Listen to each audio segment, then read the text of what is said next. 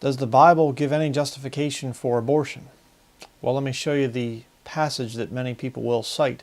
Numbers chapter 5, verses 11 through 31. Now, we're not going to read all those verses because there's one verse in particular that people focus in on that they claim supports abortion, and that is verse 27.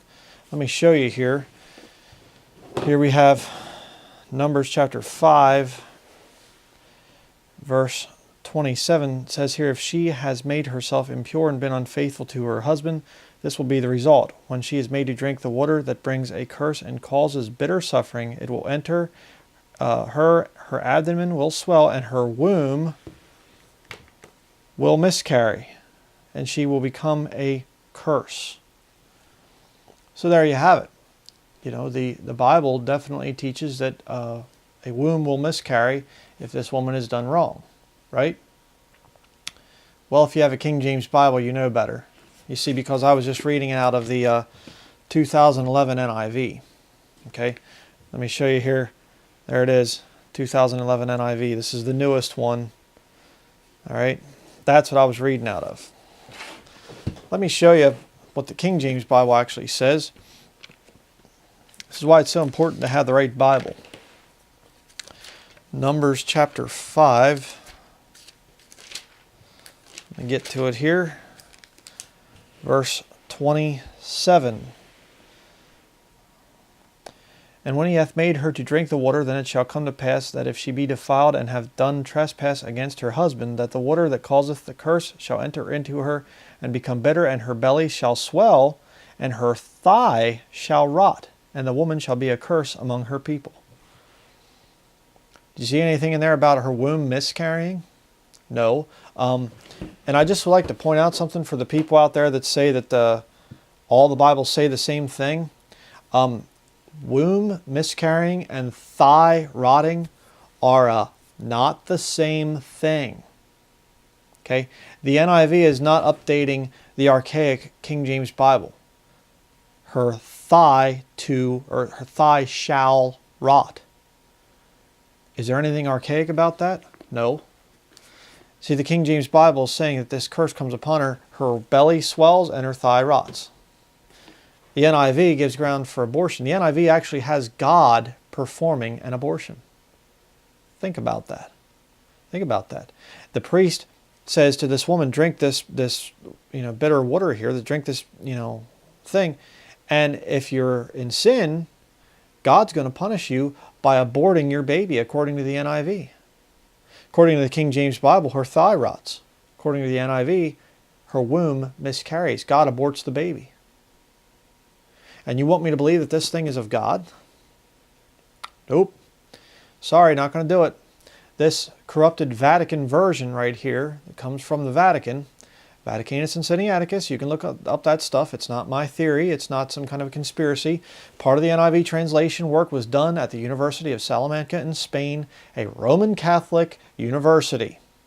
Okay? Watch my other videos for proof of that. This is a Roman Catholic Bible. This is not a Bible for Christians. Okay? It comes from the Vatican's own text. So, it's junk. Let me show you a couple other of these new versions. Here's a good one. How about the Catholic Youth Bible? New Revised Substandard Version. New Revised Standard Version. Numbers chapter 5, verse 27. Let's see where we're at here.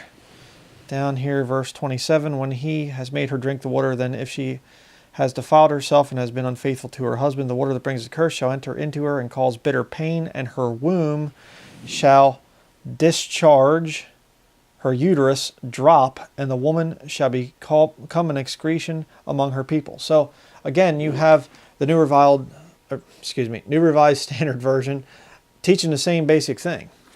Okay, her womb, and her uterus. Yeah, that's the same thing as the thigh. Sure. How about the Message? One of the most pathetic, ridiculous things that you'd ever want to, read.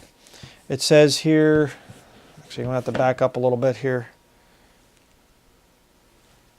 Okay. if she has defiled herself in being unfaithful to her husband, when she drinks the water that delivers a curse, it will enter her body and cause her acute pain. Her belly will swell and her womb shrivel. Womb and thigh are not the same thing. Okay? Incredible. How ridiculous. And one more here. Here we have the extremely stupid version. English Standard Version. Numbers. There's the book of Numbers, chapter 5 and verse 27 right here.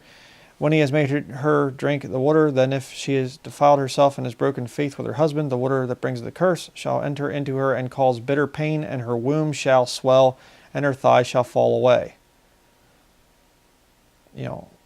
Thigh shall fall away versus thigh shall rot. But again, see, they changed belly swelling to womb, specifically centering around where a baby is formed.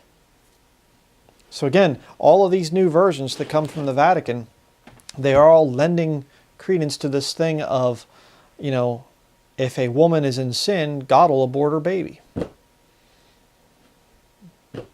And my wife and I were just discussing it this morning. We'll be bringing out more information on this eventually, but the Catholic Catechism actually talks about forced sterility being a good thing in some cases.